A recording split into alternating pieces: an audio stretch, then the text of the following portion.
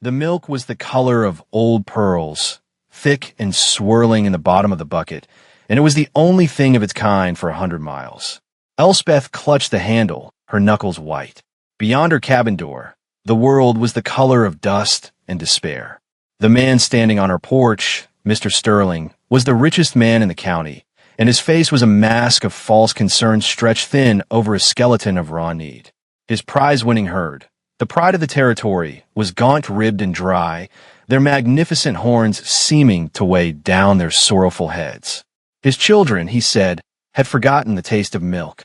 Elspeth looked past him, at the heat shimmering off the baked clay of the road, at the brittle skeletons of what had once been cornfields.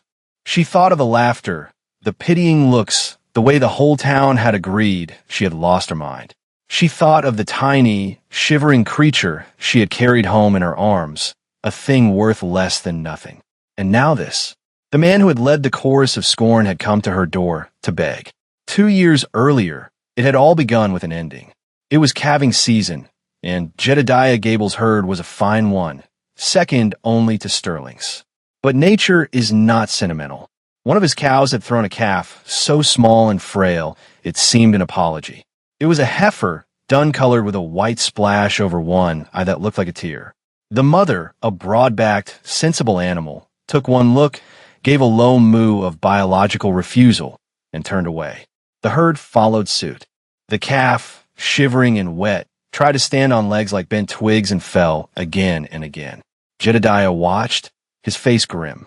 No use, he'd said to the air. Won't survive the night. Elspeth had been there to buy a sack of seed corn, though she knew she was paying too much. She watched the small creature struggle, its desperate, silent plea for a world that had already rejected it. I'll take her, she said, her voice quiet but clear in the cold spring air. Jedediah turned, surprised. Take her? What for? She's butcher meat, and not even enough for a decent stew. I'll give you $1 for her, $1 with a fortune she didn't have, the last of her egg money. He stared at her, as if she'd proposed setting fire to his barn. Laughter rumbled in his chest. $1? For that scrap? Done. He pocketed the coin before she could change her mind, his eyes twinkling with the pleasure of a lopsided deal. The whole town heard about it by noon. Elspeth Croft, the woman alone on that worthless patch of clay her father had broken his heart on, had paid $1 for a dying calf. They called it Croft's folly. Mr. Sterling, leaning against the post of the general store, drawled to anyone who would listen. Some folks will pay good money for a headstone. Seems Miss Croft just bought a living 1 inch. The laughter that followed was not kind. Elspeth heard it, but she did not reply. She was at home, wrapping the calf in an old wool blanket and patiently trying to get it to take a finger dipped in watered-down milk from her own aging cow. The arithmetic was brutal. $1 for the calf. The cost of milk to feed it, milk she could have sold or churned. The time spent, which she could have used mending the fence or clearing stones from the field that grew more rocks than grain. It was a foolish bargain. She knew it, but as the calf finally latched on, its weak mouth pulling feebly, she felt a flicker of something stubborn and defiant. She would not let it die. She named the calf Button, for a perfect, white circle of hair on its nose. The name was a secret between her and the animal, a small rebellion against the town's verdict. The first few weeks were a relentless accounting of survival. Elspeth rose before dawn, her breath misting in the cold cabin, to warm milk on the stove. She'd carry the bucket out to the lean-to, where Button slept on a bed of clean straw. The calf was still weak, and feeding was a slow, frustrating process. More milk seemed to end up on Elspeth's dress and the shivering animal's hide than in its belly. At night, she'd sit by the low fire, mending clothes by lamplight, and do the math in her head. So many ounces of milk per day, multiplied by the weeks until the calf could graze. So many eggs sold to pay for the salt and flour she couldn't produce herself. Each day was a small, quiet war fought against the numbers that all pointed toward failure. Her own cow, Old Daisy, was a poor producer, giving just enough for the house and a little for Button. It was not a sustainable equation. The town's mockery continued, though it softened into a kind of pity. Women would see her in the store and press a loaf of bread into her hands. For you, dear. A body needs their strength. They never mentioned the calf, but it hung in the air between them. Mr. Sterling would tip his hat with an exaggerated flourish, a cruel smile playing on his lips. "Keeping busy with your investment, Miss Croft?" he'd ask, his voice carrying to the men sitting on the porch. Elspeth would just nod, her face calm, and walk on.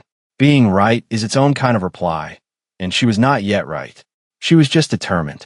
One afternoon, while gathering wild herbs at the edge of her property, she met Frau Greta.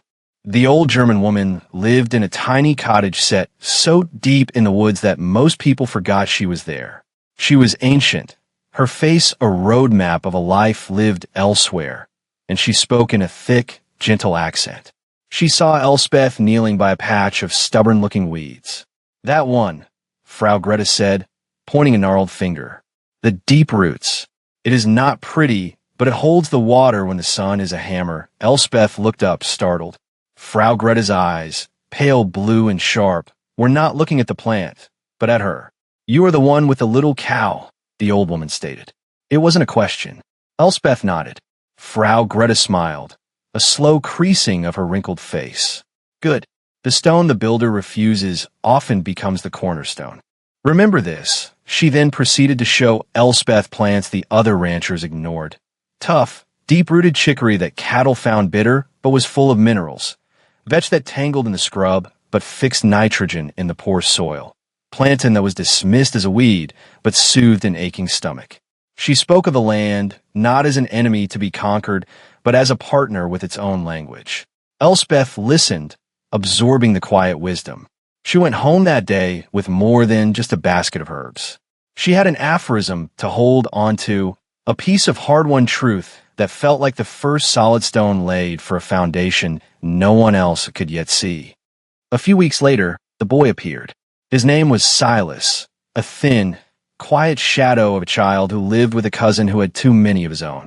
He was barely 10, with eyes that seemed to have seen too much and a habit of making himself as small as possible. He started lingering by Elspeth's fence line, watching her with Button in the small paddock. He never spoke, just watched. Elspeth, remembering her own lonely childhood, didn't chase him off. One day, she was struggling to lift a bucket of water, her back aching from a long day of clearing stones. Silas slipped under the fence rail, silent as a stray cat. He took one side of the handle, his small hands gripping the wood. Together, they carried it to the trough. He still didn't speak, but from that day on, he was there. He arrived after his morning chores at his cousin's and stayed until dusk. He learned the rhythm of the place. He helped muck out the stall, hauled water, and sat quietly while Elspeth milked Daisy. His favorite task was grooming Button. He would brush her dun-colored coat until it shone, talking to her in a low, constant murmur that he never used with people. He told the calf about the hawk he'd seen that morning, about the shape of the clouds, about a dream he'd had. In the presence of the rejected animal, the silent boy found his voice. Elspeth would watch them from the cabin door, a strange warmth spreading through her chest. The three of them formed a small, unspoken family against the world. The town noticed the boy's presence, of course. It was just one more piece of evidence for their verdict on Elspeth Croft. First a worthless calf, now a half-wild stray of a boy. She was collecting rejects, they whispered. It wasn't charity. It was a sign of her own strangeness, her inability to fit into the proper order of things. But Elspeth, Silas, and Button were building their own order. By June, Button was no longer a shivering scrap. Her legs had straightened, her coat was glossy, and her eyes were bright and intelligent. She was not a large animal, not like the broad-back heifers in Sterling's fields, but she was whip-tough and agile. She followed Elspeth and Silas like a dog, nudging their hands for a scratch behind the ears.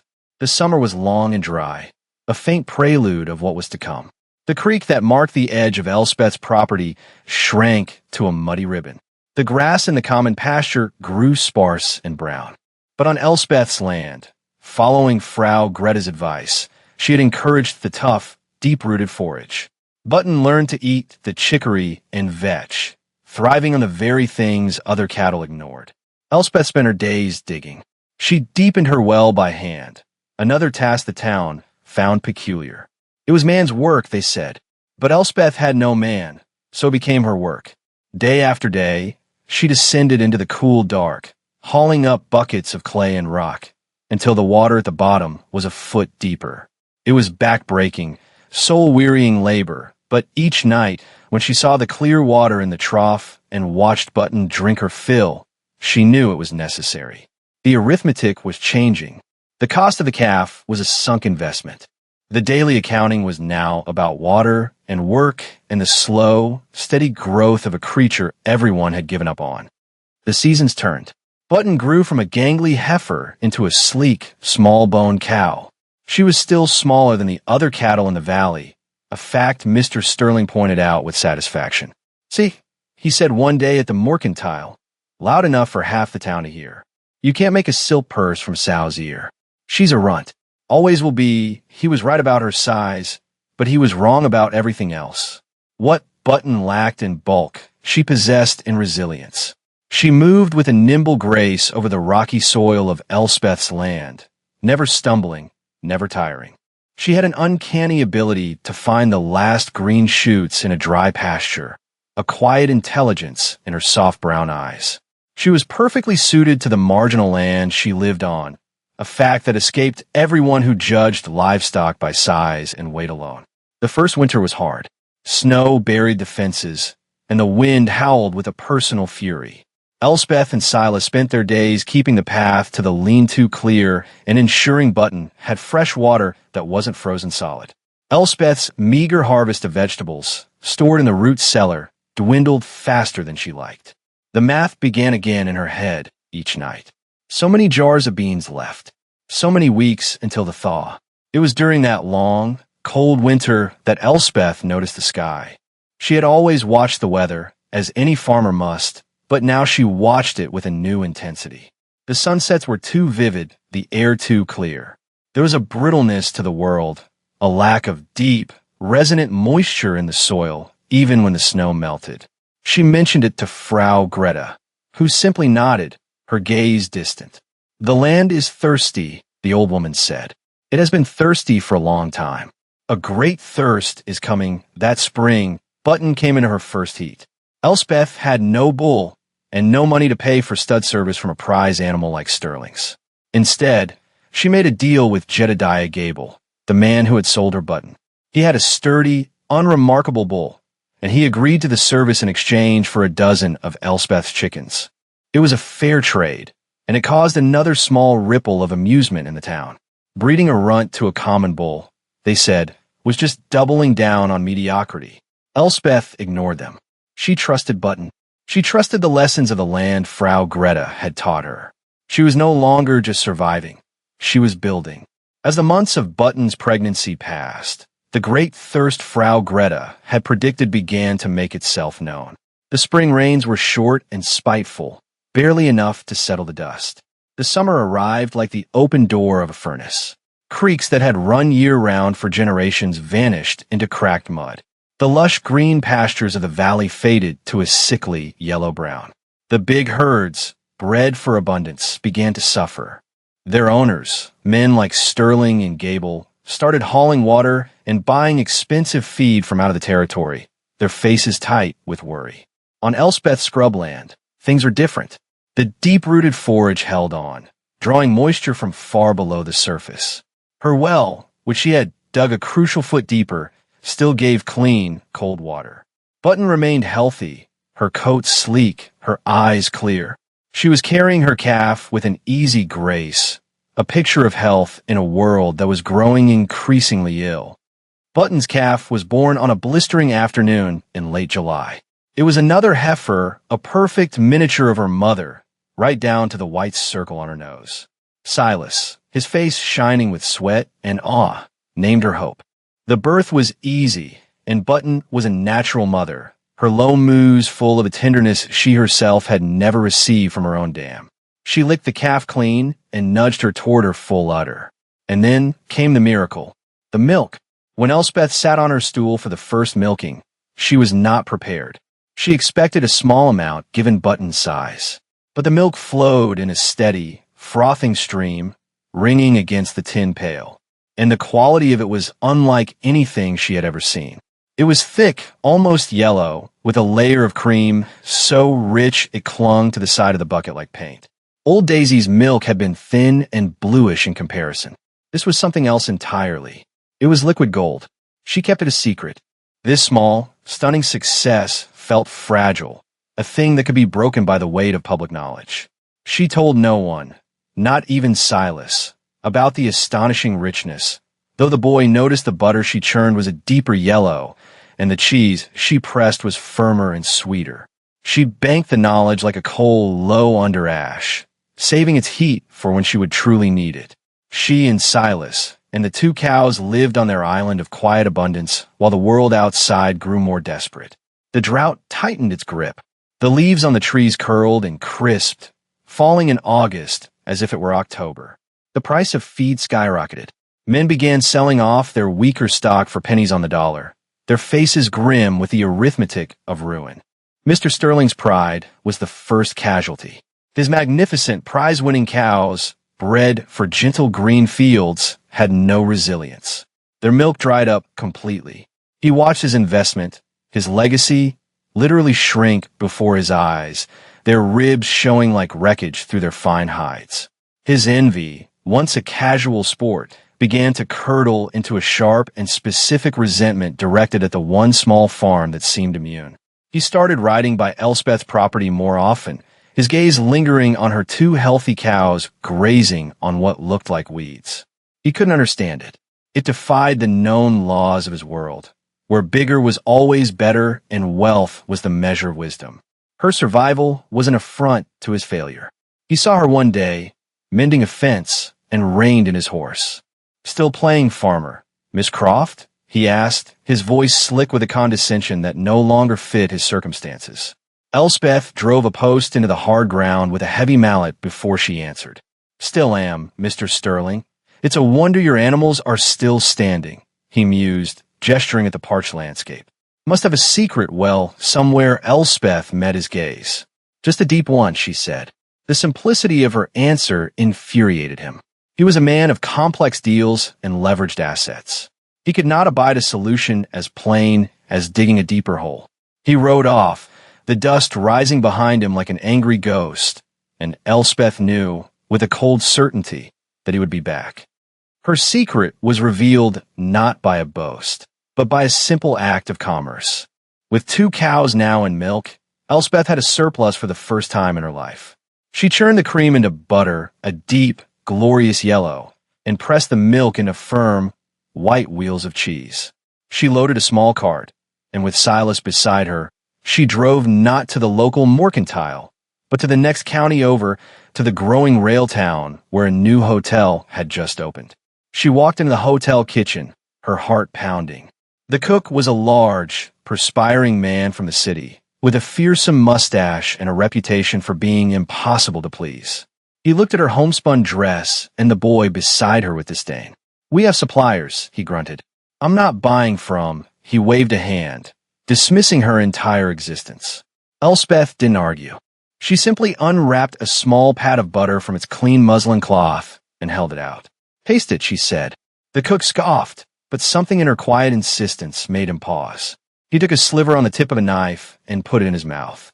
His eyes widened. He closed them, savoring the flavor. It was rich, sweet, with a complex, nutty taste from the strange forage the cows ate. It was, he realized with a shock, the best butter he had ever tasted. He opened his eyes and looked at her, as if seeing her for the first time. He bought everything she had. He paid in cash, more money than Elspeth had ever held at once, and made her promise to return every week with all she could produce. "I want it all," he declared. "The butter, the cheese, any milk you could spare. Don't sell it to anyone else." The drive home was quiet, the wooden box of coins heavy on the seat between her and Silas. The boy kept touching the coins, as if to make sure they were real. When they got home, Elspeth counted it out on the rough wooden table. The arithmetic was finally, gloriously on her side. News of the hotel cook's obsession with the Croft woman's butter traveled faster than the train. It became a story, a legend. People in her own town, who had never tasted it, began to look at her differently.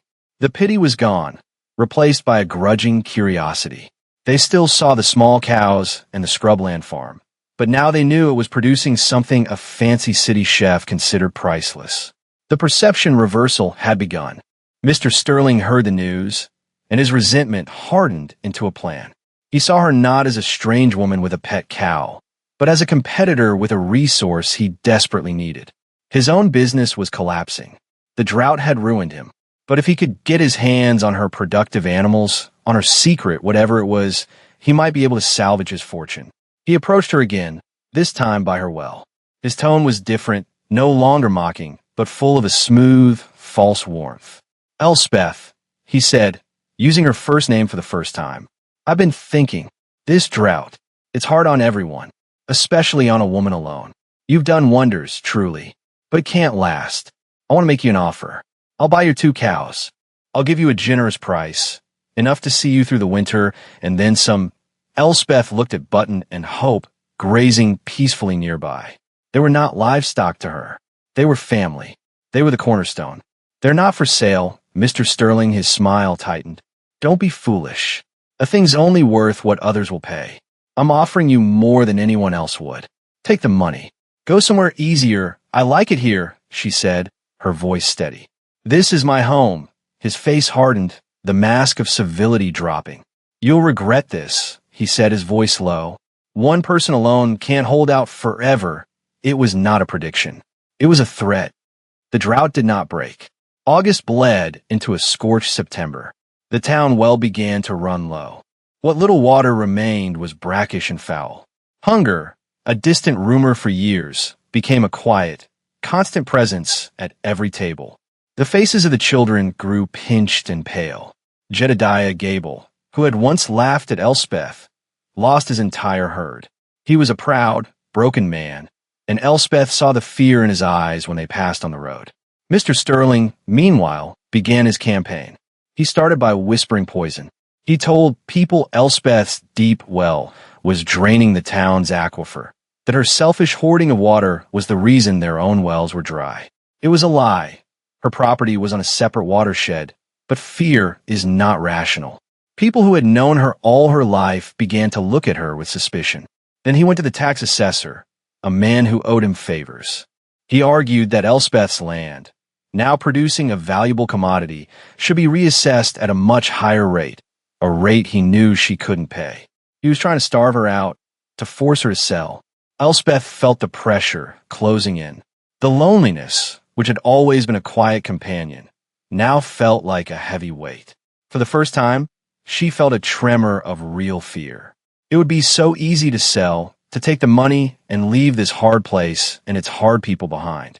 She sat on her porch one evening, watching the last light paint the dusty sky in shades of bruised purple and orange. Button and Hope ambled over, resting their heads on the railing, their breath warm and sweet. Silas sat on the steps, whittling a piece of wood, not speaking, but his presence was a comfort. She looked at what she had built, not just a farm, but a life, a small pocket of resilience in a broken world. She thought of Frau Greta's words. The stone the builder refused. She had been refused. The calf had been refused. The land had been refused. But together, they had become a foundation. She would not let Sterling break it. The next time she saw Jedediah Gable in town, she stopped him. His shoulders were slumped, his eyes downcast. "Jedediah," she said softly. He flinched, expecting another blow from a world that had given him nothing but blows lately. "My boy Silas will bring a gallon of milk for your children this evening," she said. He looked up, his eyes filling with tears of stunned gratitude. "Why?" he stammered. I laughed at you. Your children are hungry," Elspeth said, as if it were the only explanation needed. The act of generosity was also an act of defiance. It was a statement, clearer than any argument, against Sterling's campaign of whispers. Word of it spread through the town. It didn't erase the suspicion, but it planted a seed of doubt. Hunger changes a town, but kindness can change it back.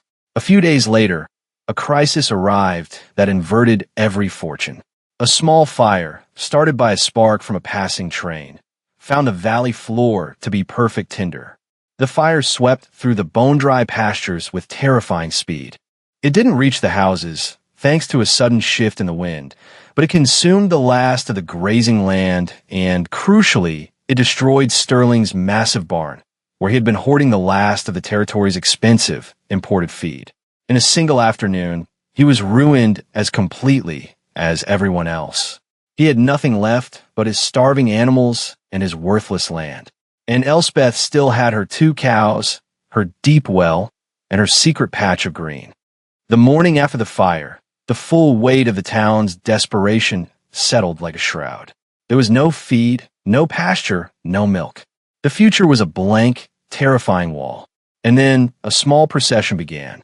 It started with Jedediah, Gable's wife, who came to Elspeth's door with an empty pail and a fiercely proud, frightened look on her face.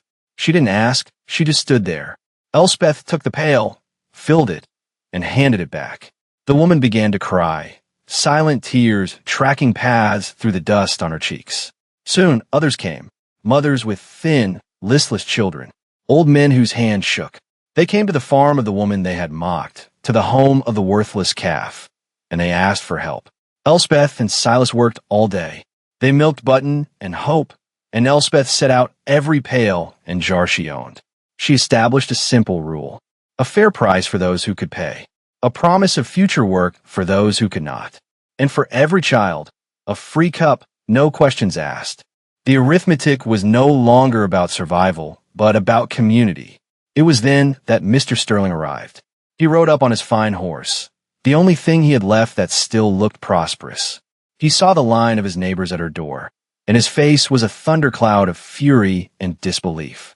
He pushed his way to the front. "Croft," he snapped, "this is madness. You have the only supply. You can name your price. I'll buy it all of it. I'll pay you double what that hotel cook is giving you." He saw it as a business opportunity, a chance to claw back his fortune by controlling the one remaining resource and selling it at an exorbitant profit. The townsfolk fell silent, watching. They were hungry, but they recognized the shape of Sterling's greed. It was the same greed that had led him to hoard the feed that was now a pile of ash. Elspeth looked at him, then at the faces of her neighbors, at the children holding their cups. She looked at the man who had mocked her, tried to ruin her, and now sought to use her hard-won success for his own selfish ends. She could have destroyed him. She could have named a price that would have stripped him of his last assets and left him with nothing. The town would have understood. They might even have applauded. But she simply shook her head. "The milk is not for sale to you, Mr. Sterling," she said, her voice quiet but carrying in the stillness. "Not all of it. You may have a gallon for your family, at the same price as everyone else." It was a rejection more profound than any insult. She was not casting him out. She was making him equal, stripping him of his power and forcing him to be just one more hungry man in a line of his neighbors. His face went from red to white. He was being offered charity, and his pride could not bear it.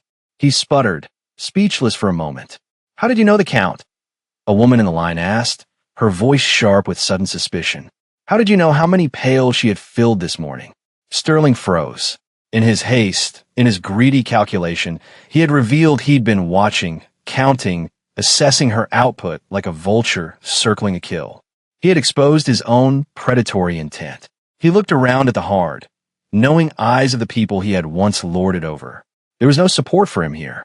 Shamed, outwitted by his own avarice, he turned without another word, mounted his horse, and rode away, a man defeated not by drought or fire, but by a quiet woman's generosity. The line of neighbors at Elspeth's door became a daily ritual, a symbol of the town's changed heart. They brought what they could in trade: a mended harness, a sack of carefully saved potatoes, a promise of a day's labor when the rains returned. They were rebuilding their community around her kitchen table, one cup of milk at a time. The generosity she showed them was repaid in 100 small ways. Men came and helped reinforce her barn. Women brought their sewing and sat with her in the evenings, their needles flashing in the lamplight, filling the cabin with quiet companionship. She was no longer Elspeth Croft, the woman alone. She was just Elspeth, their Elspeth. Silas, who had once been a silent shadow, found his place at the center of this new economy of kindness. He was the one who measured out the milk, who knew every family's need. The boy who had been raised by a rejected cow was now helping to feed the town. He stood a little taller, his voice was a little firmer, and the look in his eyes was no longer haunted. He was needed. He was home. The rains finally came in late October, a slow, steady soaking that smelled of life and forgiveness. The land, which had been as hard as iron, softened and drank its fill. A faint blush of green appeared on the hillsides. The long thirst was over. The town began to heal. Mr. Sterling sold his land and his remaining skeletal herd for a pittance and moved away, his name becoming a cautionary tale whispered by old men on the mercantile porch. Jedediah Gable, his pride restored by honest work, became Elspeth's first and most loyal customer when he began to rebuild his own herd, buying 2 of Hope's daughters to start it. He paid her price without haggling and looked her in the eye when he did it.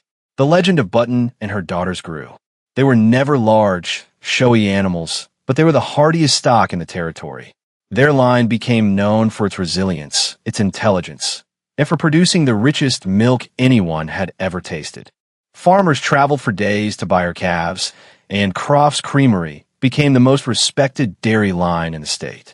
Elspeth never grew rich in the way Sterling had been rich. She never built a grand house or bought fancy clothes. Her wealth was in her secure fences, her deep well, her healthy herd, and the respect of her neighbors. Her farm was a testament to a different kind of success, one built not on exploitation, but on patience and observation. One cool evening, years later, Elspeth stood on her porch, watching the sun set. She was no longer a young woman, and her hands were rough as bark, but her gaze was clear and steady. Silas, now a tall young man who ran the farm alongside her, stood beside her. The herd, dozens of dun-colored cows, all with Button's intelligent eyes, grazed peacefully in the lush pasture. The air was sweet with the smell of clover and contentment. Frau Greta had passed on years ago, but her wisdom remained. Elspeth looked out at the thriving farm, at the land everyone had called worthless, at the descendants of the calf everyone had called a runt. The stone the builder refused, she said softly to the evening air. Silas smiled, understanding. It had become the cornerstone of everything.